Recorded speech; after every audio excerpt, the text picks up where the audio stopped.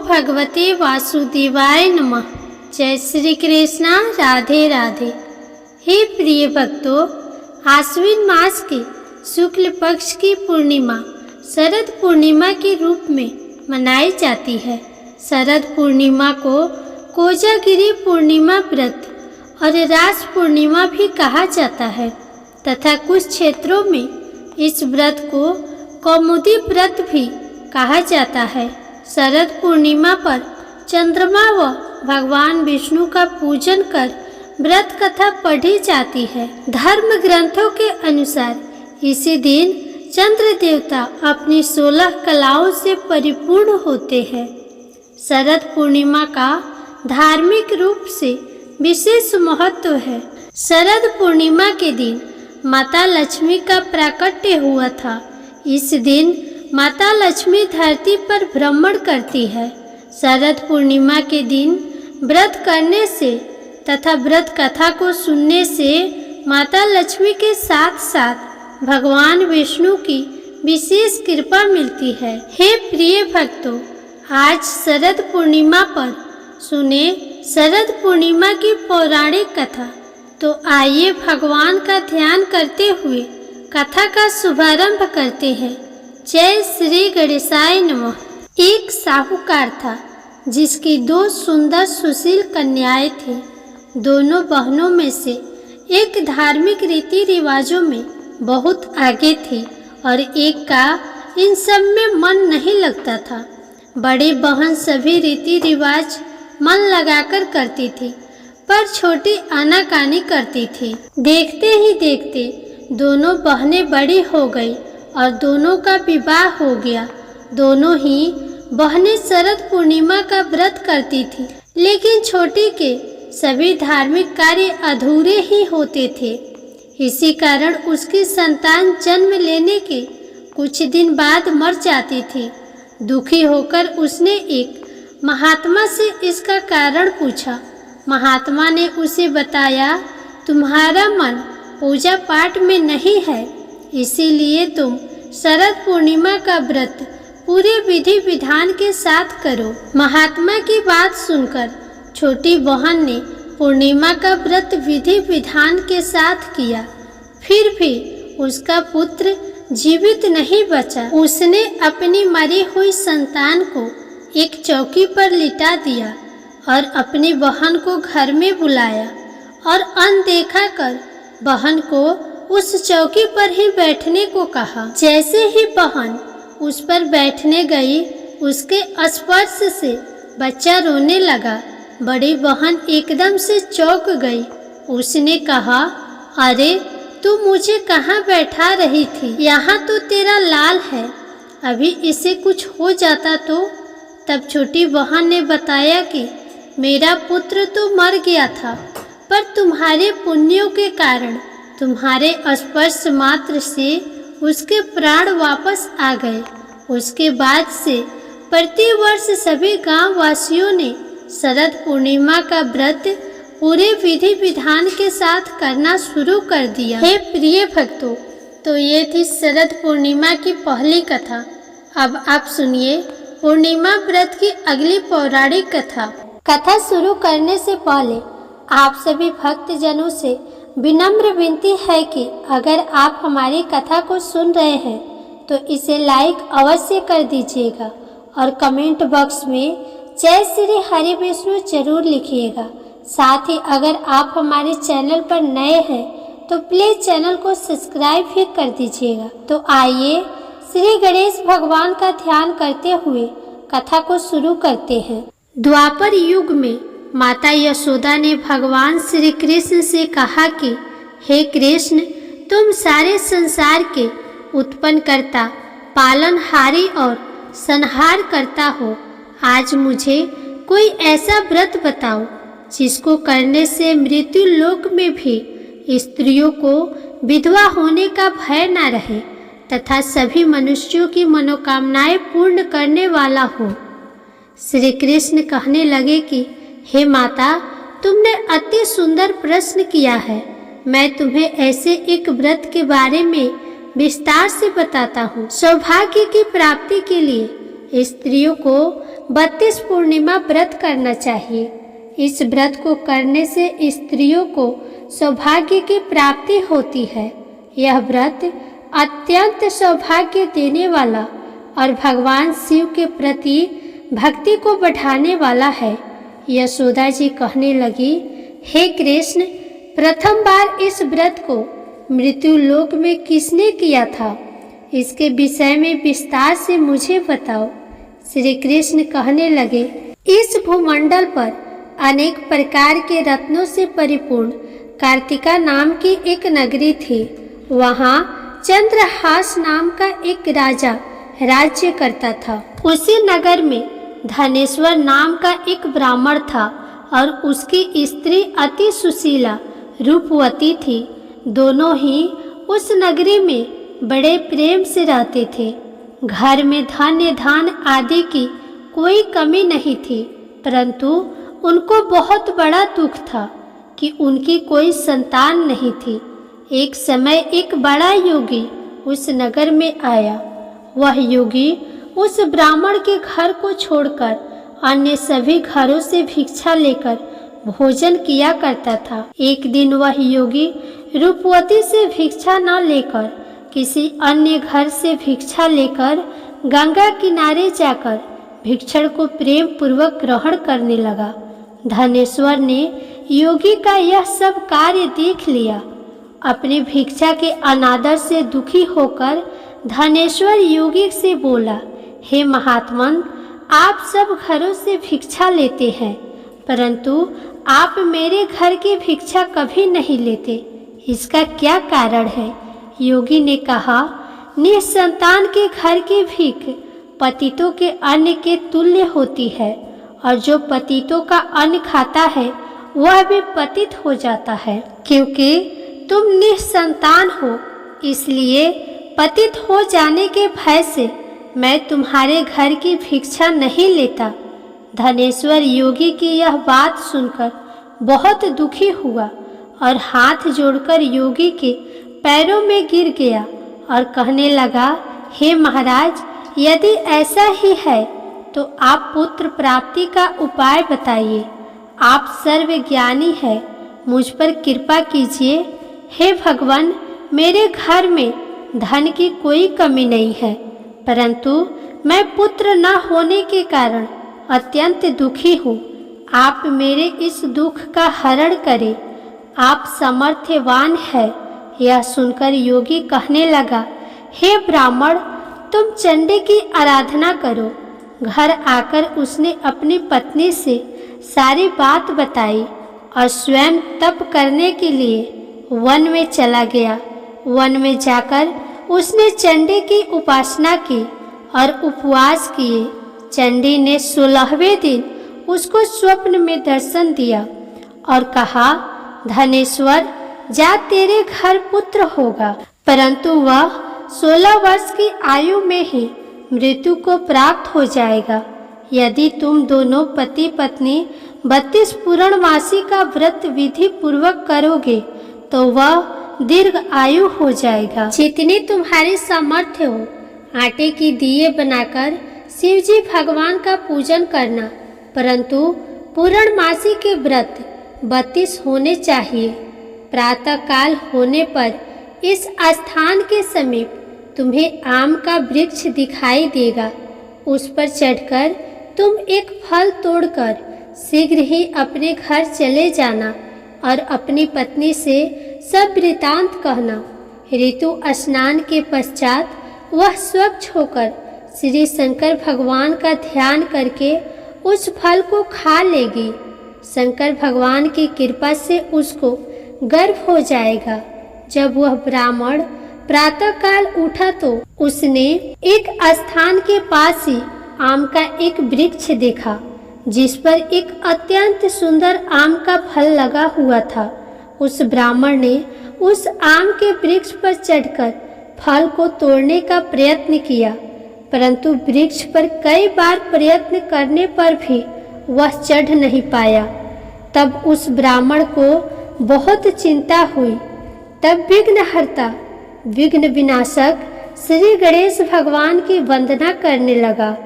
हे दयानिधि, अपने भक्तों के विघ्नों का नाश करके उनके मंगल कार्य को करने वाले, दुष्टों का नाश करने वाले, रिद्धि सिद्धि प्रदान करने वाले, आप मुझ पर कृपा करके इतना बल दे कि मैं अपनी मनोरथ को पूरा कर सकूं। इस प्रकार गणेश जी की प्रार्थना करने पर उनकी कृपा से धनेश्वर वृक्ष पर चढ़ गया और उसने सुंदर आम के फल को तोड़ लिया। और धनेश्वर ने सोचा कि व्रत दान से फल मिला था वह यही है और कोई फल तो दिखाई नहीं दे रहा। धनेश्वर ब्राह्मण ने जल्दी से घर जाकर वह फल दे दिया। धनेश्वर ब्राह्मण ने जल्दी से घर जाकर वह फल अपनी पत्नी को दे दिया और उसकी पत्नी ने अपने पति के कहे अनुसार उस फल को खा लिया और वह गर्भवती हो गई। देवी जी की असीम कृपा से उसे एक अत्यंत सुंदर पुत्र पैदा हुआ जिसका नाम उन्होंने देवीदास रखा। माता पिता के हर्ष और शोक के साथ वह बालक शुक्ल पक्ष के चंद्रमा के भांति अपने पिता के घर में बड़ा होने लगा। माता भवानी की कृपा से वह बालक बहुत ही सुंदर, सुशील, विद्या पढ़ने में बहुत ही निपुण हो गया। दुर्गा जी की आज्ञा अनुसार उसकी माता ने 32 पूर्णमासी का व्रत रखना आरंभ कर दिया जिससे उसका पुत्र दीर्घ आयु वाला हो जाए। 16वां वर्ष लगते ही देवीदास के माता पिता को बड़ी चिंता हो गई कि कहीं उनके पुत्र की इस वर्ष मृत्यु न हो जाए। इसलिए उन्होंने अपने मन में विचार किया कि यदि यह दुर्घटना उनके सामने हो गई तो वे कैसे सहन कर पाएंगे। इसलिए उन्होंने देवीदास के मामा को बुलाया और कहा कि हमारी एक बहुत बड़ी इच्छा है कि देवीदास 1 वर्ष तक काशी में जाकर विद्या अध्ययन करे और उसको अकेला भी नहीं छोड़ना चाहिए। इसलिए साथ में आप चले जाएं। 1 वर्ष के पश्चात उसको वापस ले आना। सब प्रबंधन करके उसके माता पिता ने काशी जाने के लिए देवीदास को एक घोड़े पर बैठाकर उसके मामा के साथ भेज दिया, परंतु यह बात उसके मामा या किसी और से नहीं बताई। धनेश्वर तथा उसकी पत्नी ने अपने पुत्र की मंगल कामना तथा दीर्घायु के लिए भगवती दुर्गा की आराधना और पूर्णमासियों का व्रत करना आरंभ कर दिया। इस प्रकार बराबर 32 पूर्णमासी के व्रत को उन्होंने पूरा किया। कुछ समय पश्चात एक दिन वह मामा और भांजा मार्ग में रात बिताने के लिए किसी गांव में ठहरे हुए थे। उसी दिन उस गांव में ब्राह्मण की अत्यंत सुंदर, सुशील और गुणवती कन्या का विवाह हो रहा था। जिस धर्मशाला के अंदर वर और उसकी बारात ठहरी हुई थी, उसी धर्मशाला में देवीदास और उसके मामा भी ठहरे हुए थे। संजोगवश कन्या को तेल आदि चढ़ाकर मंडप आदि का कार्य किया गया तो लगन के समय वर को धनुर्वात हो गया। इसीलिए वर के पिता ने अपने कुटुंबियों से विमर्श करके निश्चय किया कि यह देवीदास मेरे पुत्र जैसा ही सुंदर है, मैं इसके साथ ही लगन करवा दूं और बाद में विवाह के अन्य कार्य मेरे लड़के के साथ हो जाएंगे। ऐसा सोचकर देवीदास के मामा से जाकर बोला कि तुम थोड़ी देर के लिए अपना भांजा हमें दे दो, जिससे विवाह के लगन का सभी कार्य सुचारू रूप से हो सके। तब देवीदास का मामा कहने लगा, जो कुछ भी वधू पक्ष से कन्यादान के समय वर को मिले वह सब हमें दे दिया जाए तो मेरा भांजा इस बारात का दूल्हा बन जाएगा। यह बात वर के पिता ने स्वीकार किया। तब उसने अपना भांजा वर बनने के लिए भेज दिया और उसके साथ सब विवाह कार्य विधि पूर्वक संपन्न हो गए। पत्नी के साथ वह भोजन करने के पश्चात बहुत उदासीन और दुखी हो गया। उसने सब बातें जो वर के पिता और उसके मामा में हुई थी लड़की को बता दी। तब कन्या कहने लगी कि यह ब्रह्मा विवाह के विपरीत कैसे हो सकता है। देव ब्रह्मा और अग्नि के सामने मैंने आपको ही अपना पति माना है, इसलिए आप ही मेरे पति है। मैं आपकी ही पत्नी रहूंगी, अन्य किसी की नहीं। देवीदास ने कहा, ऐसा मत कहिए, क्योंकि मेरी आयु बहुत कम है। मेरे पश्चात आपकी क्या गति होगी, इन बातों को अच्छी तरह विचार कर लो। परंतु वह दृढ़ विचार वाली लड़की थी। वह बोली, जो आपकी गति होगी वही मेरी गति होगी। प्रातःकाल देवीदास ने अपनी पत्नी को 3 नागों से जड़ी हुई एक अंगूठी दी, एक रुमाल दिया और बोला, हे प्रिय, इसे लो और संकेत समझकर स्थिर चित्त हो जाओ। मेरा मरण और जीवन जानने के लिए एक पुष्प वाटिका बना लो। उसमें सुगंधि वाली एक नवमल्लिका लगाओ और उसको प्रतिदिन जल से सींचा करो और आनंद के साथ खेलो कूदो और उत्सव मनाओ। जिस समय और जिस दिन मेरा मृत्यु होगा उस दिन उस समय यह फूल सूख जाएगा, और जब यह फिर से हरे हो जाए तो समझ लेना मैं जीवित हूँ। यह बात निश्चय करके समझ लेना, इसमें कोई भी संशय नहीं है। इतना कहकर देवीदास वहाँ से चला गया और प्रातःकाल होते ही वहाँ पर गाजे बाजे बजने लगे। और जिस समय विवाह कार्य समाप्त करने के लिए वर तथा सब बराती मंडप में आए तो कन्या ने वर को भले प्रकार से देखकर अपने पिता से कहा, यह मेरा पति नहीं है। मेरा पति वही है जिसके साथ रात्रि में मेरा पानी ग्रहण हुआ है। इसके साथ मेरा विवाह नहीं हुआ है। यदि यह वही पुरुष है तो बताइए कि मैंने इसको क्या दिया। वधू पक्ष और कन्यादान के समय जो आभूषण आदि दिए गए थे वो दिखाए तथा रात में क्या गुप्त बातें मैंने इससे कही वह सब सुनाइए। पिता ने उसके कहे अनुसार वर को बुलाया। कन्या की यह सब बातें सुनकर वह कहने लगा, मैं नहीं जानता। इसके पश्चात लज्जित होकर वह वहाँ से चला गया और सारी बारात भी अपमानित होकर वहाँ से लौट गई। भगवान श्री कृष्ण बोले, हे माता, इस प्रकार देवीदास काशी विद्या अर्जन करने के लिए चले गए। और जब कुछ समय बीत गया तो काल से प्रेरित होकर एक सर्प रात्रि के समय उसको डसने के लिए वहाँ पर आया। उस विषधर के प्रभाव से उसके शयन का स्थान चारों ओर से विष की ज्वाला से विषैला हो गया, परंतु व्रत के प्रभाव से उसको काट नहीं पाया, क्योंकि पहले ही उसकी माता ने 32 पूर्णमासी का व्रत रखा था।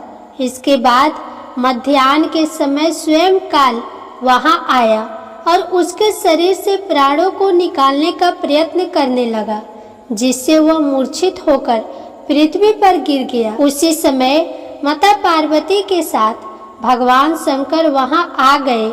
उसको मूर्छित दशा में देखकर माता पार्वती जी ने शंकर जी से प्रार्थना की, हे महाराज, इस बालक की माता ने पहले ही 32 पूर्णिमा का व्रत पूरा किया है, जिसके प्रभाव से आप इसको प्राण दान दें। माँ भवानी के कहने पर भक्त वत्सल भगवान शिव जी ने उसको प्राण दान दिया।